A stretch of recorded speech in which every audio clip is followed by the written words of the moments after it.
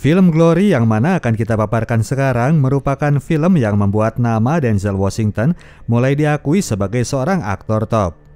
Ceritanya bersetting pada masa perang sipil di Amerika pertengahan abad ke-18 lampau.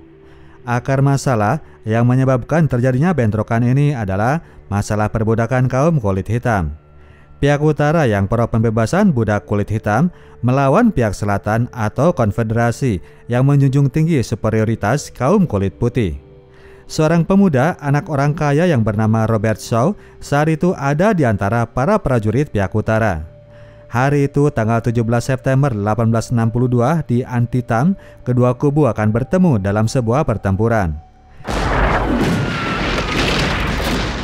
Dari kejauhan, pasukan selatan terus mengirimkan bom meriam dan Kapten Robert beserta pasukannya terus maju tanpa gentar. Awalnya mereka masih mampu melakukan perlawanan, namun lama-kelamaan pasukan utara mulai kerepotan meladeni kiriman meriam yang dimix dengan tembakan senapan. Robert mengalami luka dan pada akhirnya pasukan utara terpaksa harus mundur sebelum mereka binasa.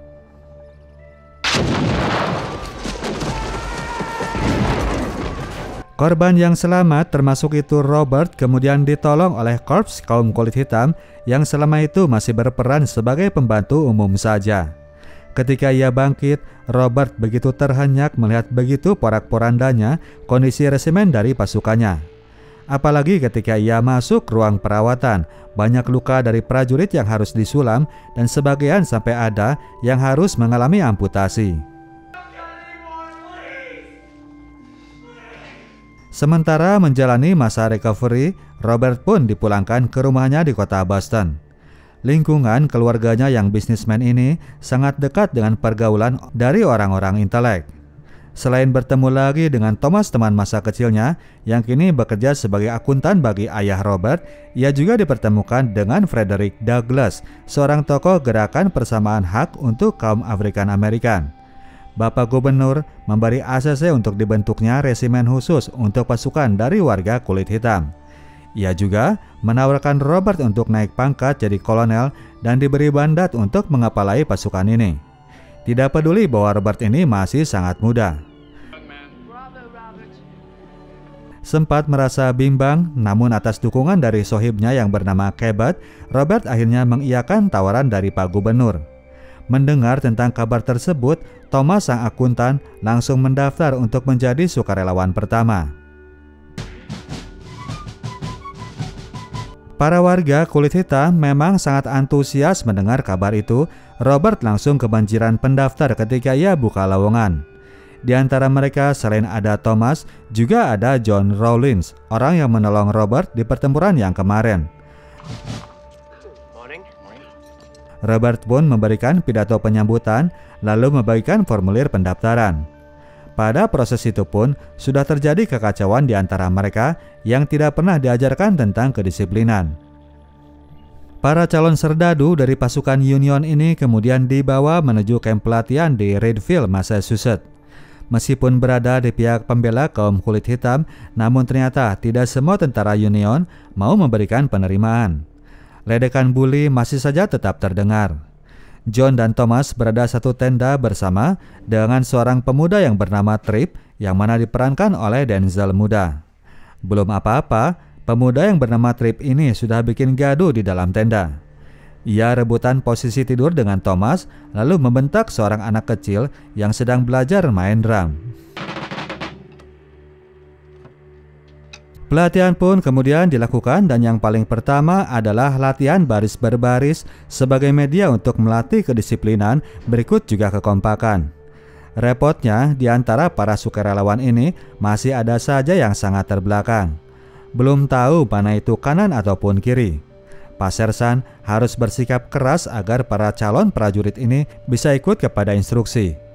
Robert yang ingin mempersiapkan pasukannya secepat mungkin sampai saat itu ternyata masih belum mendapatkan suplai barang yang ia butuhkan.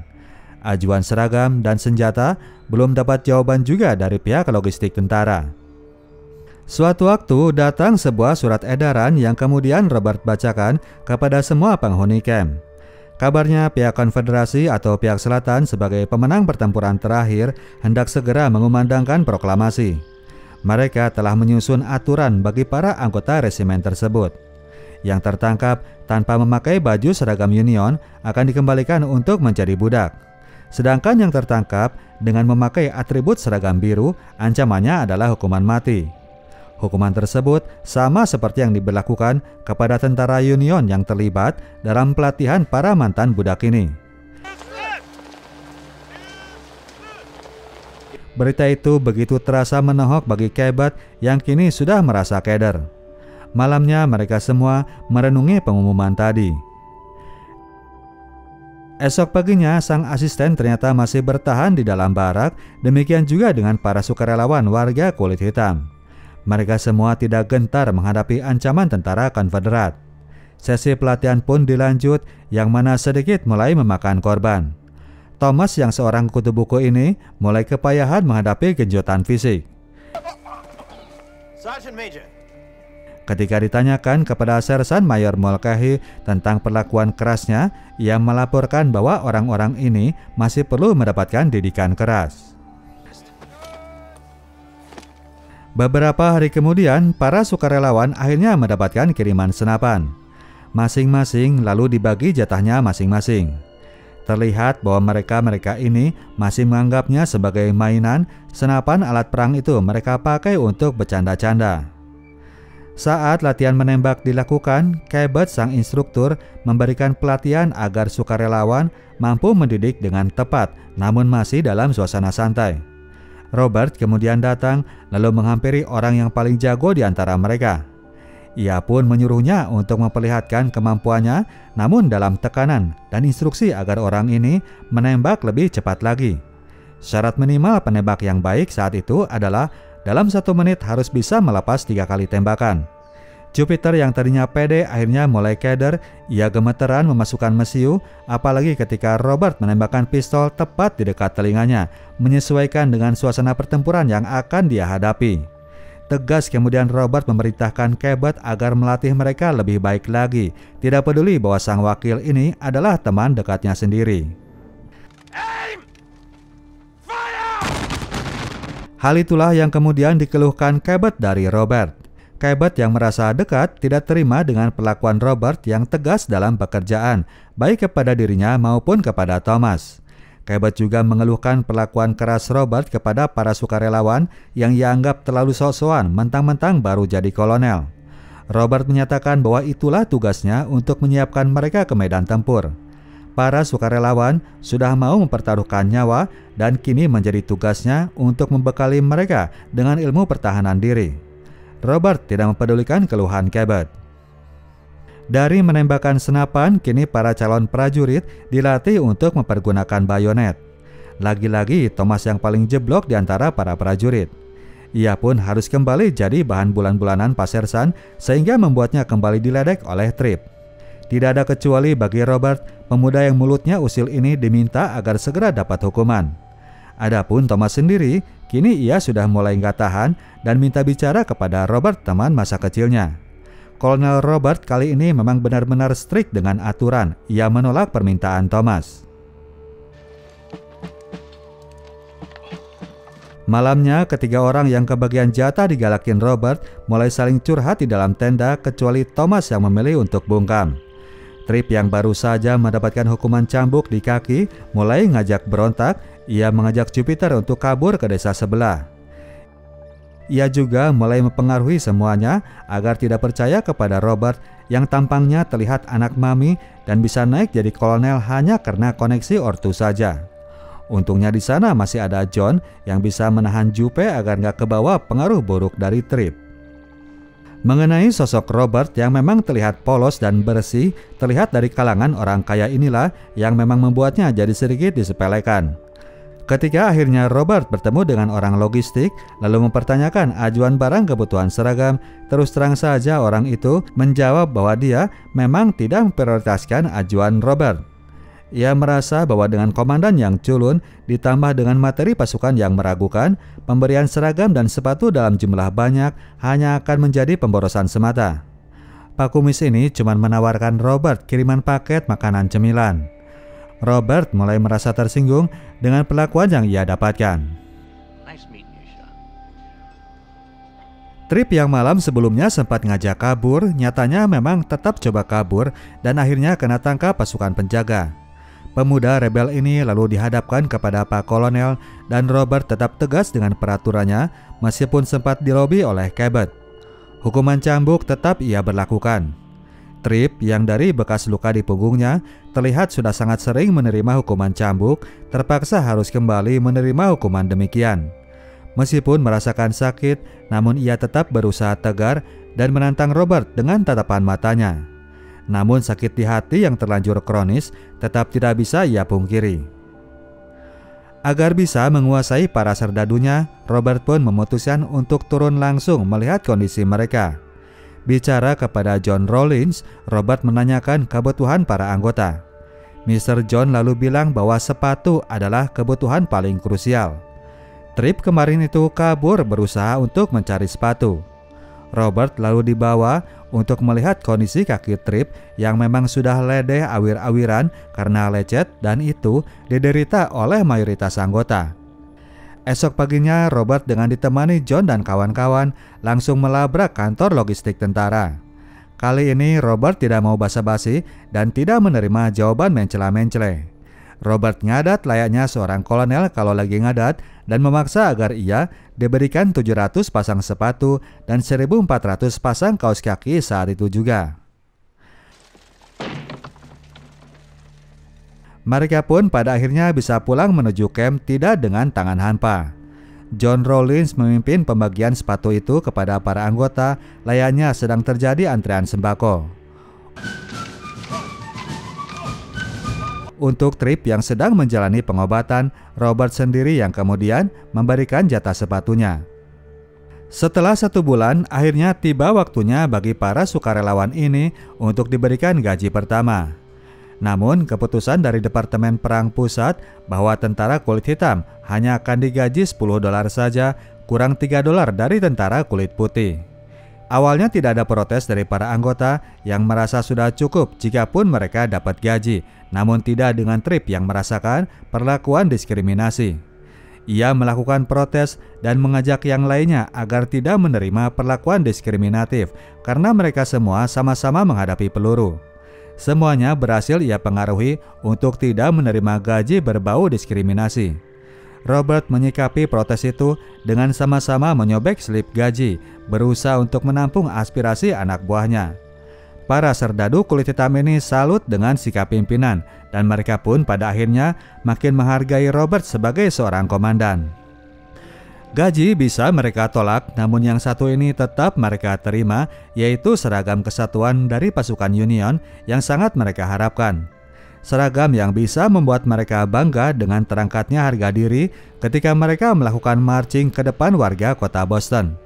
Hari itu pasukan Resimen 54 bawahan Robert diresmikan sebagai anggota pasukan tentara pihak Union. Mereka semua siap dilepas menuju medan pertempuran.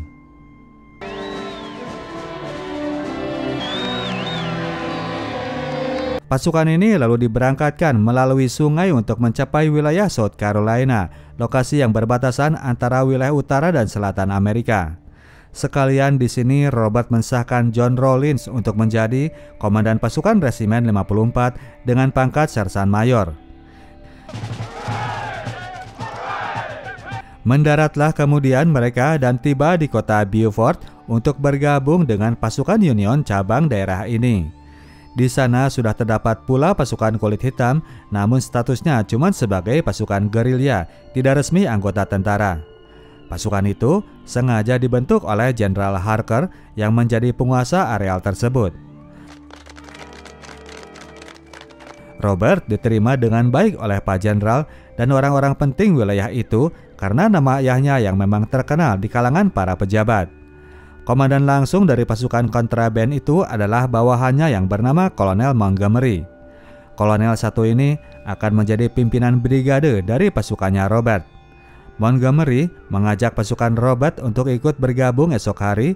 Kebetulan ia dan pasukannya ada rencana untuk bergerak menuju daerah Georgia. Esoknya pasukan gabungan ini melakukan marching bersama. Kolonel Montgomery cukup kaget melihat kondisi pasukannya Robert yang ia nilai terlihat cakap dibandingkan dengan pasukannya. Esok harinya mereka tiba di kota Darien, Georgia dan menemukan satu rumah dengan gudang yang sangat luas. Sersan John melakukan pemeriksaan dan memberikan laporan bahwa lokasi itu sudah bersih dari para tentara Konfederasi, hanya terdapat wanita-wanita saja. Mendengar hal tersebut, Montgomery malah menyuruh anak buahnya untuk menghancurkan dan menjarah rumah itu. Ia bahkan membiarkan anak buahnya untuk menembak objek-objek yang gak jelas. Ternyata Montgomery hanya mempergunakan mereka sebagai orang suruhan saja. Ia sangat tidak yakin bahwa orang-orang terbelakang itu bisa dilatih untuk menjadi tentara handal. Di sini ia membiarkan agar anak buahnya bisa ugal-ugalan, sekedar memberikan hiburan agar mereka tetap tunduk kepadanya. Montgomery lalu menyuruh pasukan Robert untuk melakukan pembakaran yang mana langsung ditolak oleh Robert. Montgomery lalu mengancam akan mengambil alih pasukan Robert jika ia tidak mau mengikuti pemerintahnya. Akhirnya dengan terpaksa, Robert pun kasih komando untuk melakukan seperti yang diminta oleh komandan. Sersan John dan kawan-kawan lalu bergerak untuk melakukan pembakaran terhadap rumah dari penduduk sipil yang gak tahu apa-apa. Setelah itu mereka pun lanjut menuju lokasi berikutnya. Robert langsung merasa ilfil dengan kondisi yang ia temukan. Selanjutnya pasukan yang datang jauh-jauh dengan semangat tempur ini malah dikasih tugas kerja kasar. Semangat juang pun mulai luntur, moral mereka mulai jatuh. Robert langsung kirim surat kepada bokap agar meneruskannya kepada presiden, meminta agar pasukan resimen 54 segera dikirim ke medan tempur. Kondisi menjengkelkan itu bisa menjadi sumbu bagi troublemaker seperti Tripp untuk kembali bikin gara-gara. Ia muncul dengan ocehan-ocehannya yang bikin kesel, meledek pasukan kulit putih yang baru pulang dari pertempuran. Terang saja anak kulit putih ini jadi kesal karena pasukannya baru mendapatkan banyak korban. Hampir saja terjadi tawuran kalau saja Mayor Cabot Forbes tidak keburu datang.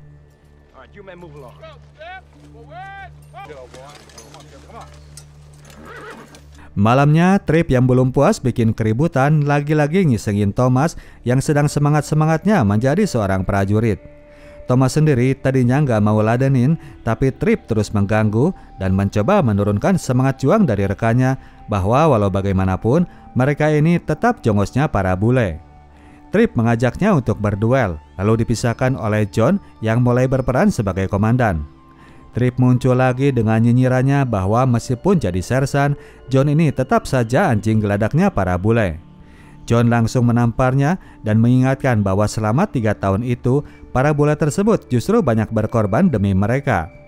Tripp juga ia peringatkan agar ia lebih baik menyimpan amarahnya di pertempuran nanti, karena kalau tidak, mungkin saja ia akan mati sia-sia. Tripp lumayan terpukul mendapatkan omelan dari John. Hari itu dengan ditemani oleh Cabot, Robert datang menemui Jenderal Hurst di kediamannya. To the point saja, Robert menuntut agar pasukannya langsung mendapatkan penugasan. Pak Jenderal menolak karena pasukan Robert ia nilai terlalu berharga bagi operasinya.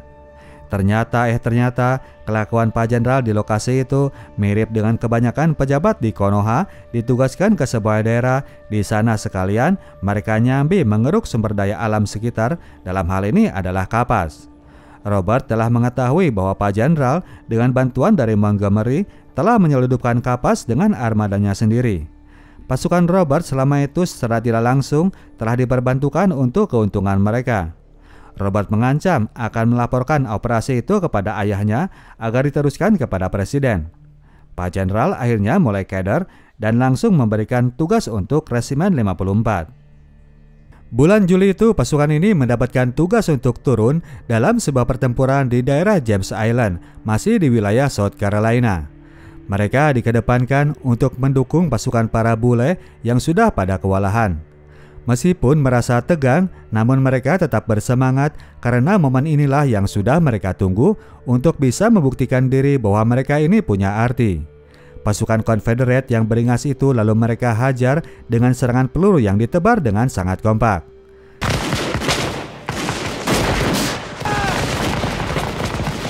Sisa dari pihak musuh yang masih hidup langsung lari tunggang langgang. Para boys di Resimen 54 langsung bersorak-sorai. Namun hal itu tidak berlangsung lama karena pasukan yang kabur tadi ternyata telah kembali dengan backup pasukan yang lebih banyak. Kedua pasukan lalu saling berhadapan dan beginilah rupanya mode pertempuran di zaman senjata masih jebot. Semua serdadunya saling berhadapan, mereka saling cepet-cepetan dalam hal mereload senjata untuk melepas tembakan.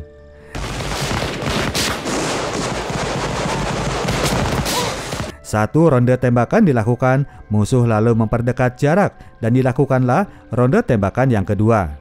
Kedua pihak pastinya akan saling mendapatkan korban. Ronde berikutnya jika jarak sudah terlalu dekat, maka dilakukanlah serangan bayonet untuk mendahului momen loading peluru yang sedang dilakukan oleh lawan. Pertempuran yang lebih mirip dengan tawuran lalu terjadi. Trip bertempur dengan energi yang sangat tinggi. Beberapa musuh ia hajar dengan senapannya. Demikian juga dengan yang lain, mereka bertempur dengan semangat, termasuk juga Thomas meskipun ia sempat kena tembak. Namun demikian, meskipun dalam keadaan terluka, Thomas masih sempat menolong Trip yang sedang dalam keadaan terdesak. Pasukan bantuan lalu datang dan berhasil mengusir sisa pasukan lawan yang masih bertahan.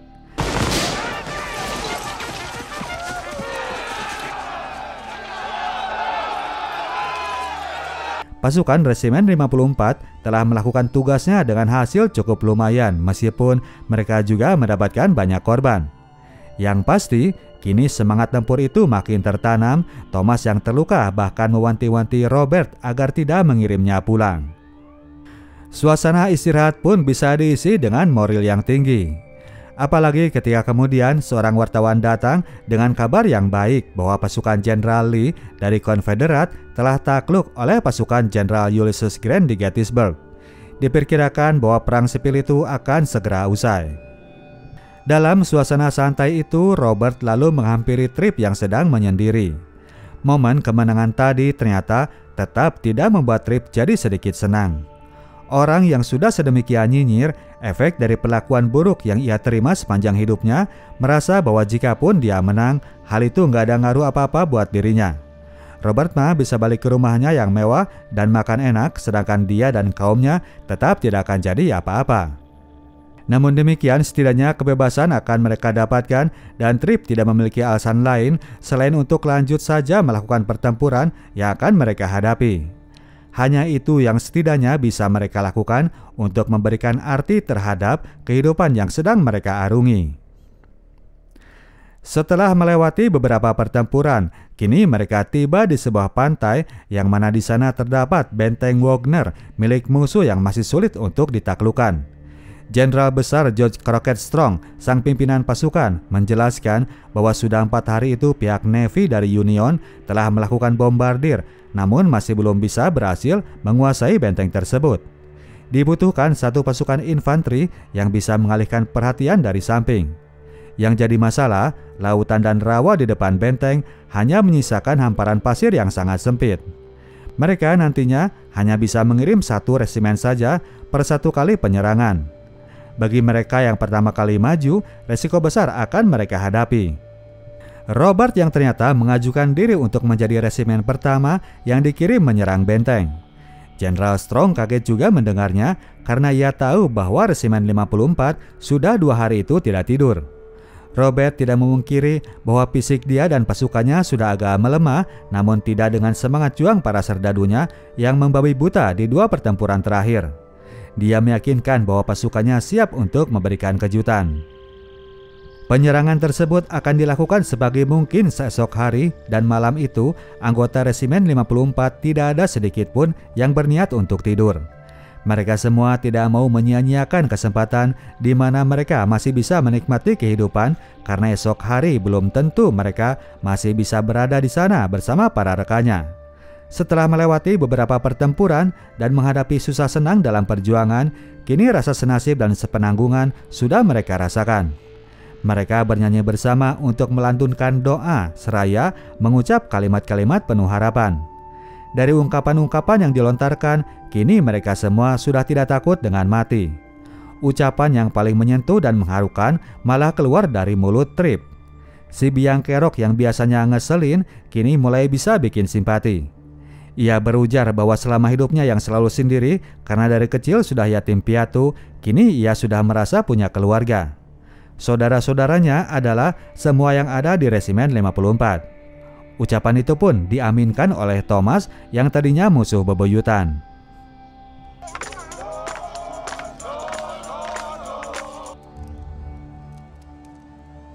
Pagi-pagi dengan dibantu oleh seorang asisten, Robert Gouldshaw memakai seragam tentara kebesarannya, sementara anggota yang lain sudah siap menunggu di luar tenda. Ketika ia keluar, anggota pasukannya sudah siaga dengan salut, siap untuk mengikuti titah komandan.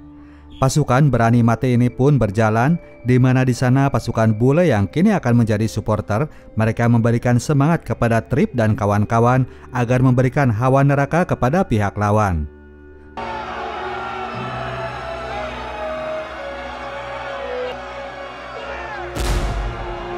Sebelum masuk medan laga, Robert sempat menghampiri rekan wartawan untuk menitipkan beberapa surat yang sudah ia tulis sebelumnya agar dititipkan kepada emak di kampung halaman. Jaga-jaga jika sesuatu terjadi kepada dirinya nanti, Robert meminta agar kawan reporter ini mengingat baik-baik apa yang akan ia saksikan hari ini. Anggota pasukan Resimen 54 yang dikondaktor oleh Cabot untuk berbaris dengan rapi dan diminta bersiap memulai pertempuran. Trip mencoba membooster nyali Thomas yang kini berdiri di sampingnya. Suasana pertempuran di depan memang sangat berpotensi bikin keder mental. Aroma keder mental itu memang tidak bisa dibohongi. Robert pun harus menghela beberapa nafas sebelum akhirnya ia ready untuk hadir ke hadapan pasukannya. Sekumpulan tentara seumur jagung yang sangat bernafsu untuk turun bertempur demi harga diri meskipun taruhannya adalah mati. Masuk lewat barisan pasukannya yang konsisten menyuarakan semangat, Robert pun maju ke depan untuk memulai peran sebagai komandan. Tidak ada acara bidik tepat dari kejauhan, bayonetlah yang langsung disiapkan. Mereka hendak langsung melabrak ruang medan pertempuran. Robert memimpin pasukannya untuk mendekat area pertahanan lawan, di mana di sana hampir 1000-an tentara Konfederat menjejali isi benteng. Posisi pasukan 54 yang makin mendekat pastinya langsung terpantau dan mereka pun langsung bersiaga, senjata meriam disiapkan dan barisan serdadu mulai merapat naik ke arah samping. Ketika Robert kasih komando serang, meriam itu pun kemudian mereka tembakan dan pasukan Robert gak ada ngerem sedikit pun. Beberapa anggota kena hajar meriam, namun yang lainnya tetap ngebut dengan sepenuh hati. Selera bertempur sudah tidak bisa dibendung lagi. Makin mereka mendekat, tentunya makin banyak korban yang jatuh.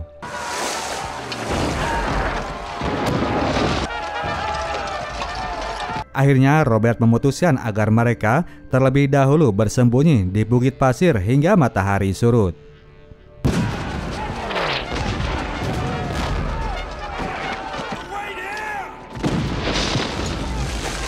Hari mulai gelap, namun serangan meriam itu tidak berhenti melakukan cecaran.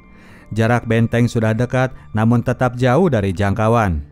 Pada suatu poin, akhirnya Robert memutuskan untuk lanjut bergerak.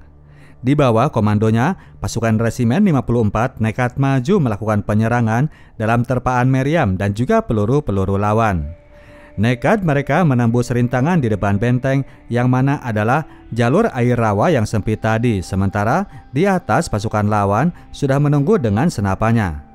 Pasukan Resimen 54 tidak berdaya menerabas challenge yang sedemikian sulit. Mereka jadi bulan-bulanan pasukan lawan. Posisi mereka sudah terkunci, Robert pun memutuskan untuk langsung saja dan anjainya ia terkena tembakan telak. Melihat komandannya tewas, anggota pasukan lain tidak ada pilihan selain daripada maju dan menyerah pada takdir.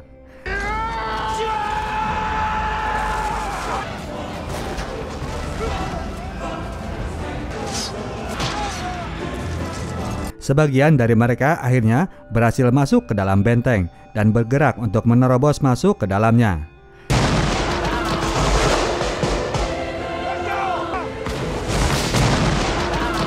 Namun di ujung jalan, pasukan lawan sudah menunggu dalam jumlah banyak. Habislah sudah pasukan gagah berani ini dilumat meriam lawan. Benteng Fort Wagner memang pada akhirnya tetap gagal ditaklukkan guys. Namun perjuangan mereka tidak sia-sia karena setelahnya mendengar keberanian tempur dari pasukan Resimen 54 ini, Presiden Abraham Lincoln langsung yang buka perekrutan bagi tentara kaum kulit hitam. 180.000 sukarelawan langsung mendaftar dan memberikan efek signifikan bagi pemenangan pihak Union terhadap pihak Konfederat. Oke, demikianlah ceritanya bro dan sis. Kita tim Sinotok cabut dulu. Sampai jumpa di video kita selanjutnya. Ciao.